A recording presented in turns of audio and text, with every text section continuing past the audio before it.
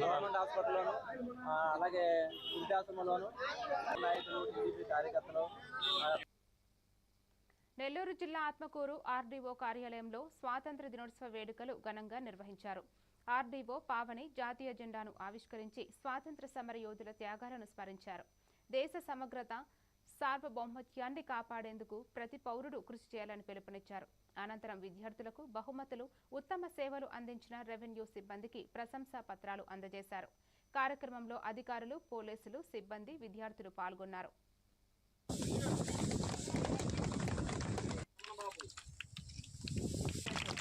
జిల్లాలో చిత్తూరు మండలం సీతారాంపురం మండలం నుంచి ఎక్కువ ప్రిపేర్ అయ్యారు. ఎస్ఐఆర్ అంటే చాలా మంది సెకండ్ ట్రై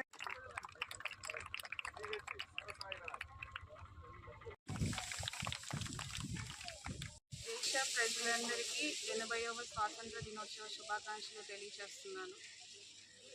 ఈరోజు పవిత్రమైన రోజు. ఈరోజు మనము జాతీయ పతాకాన్ని ఎగురవేస్తూ అలాగే మన స్వాతంత్ర సమరయోధుల స్ఫూర్తిని స్మరించుకుంటున్నాము. ప్రతి ఒక్క పౌరుడు దేశం పట్ల బాధ్యతగా వ్యవహరించాల్సి ఉంటుంది.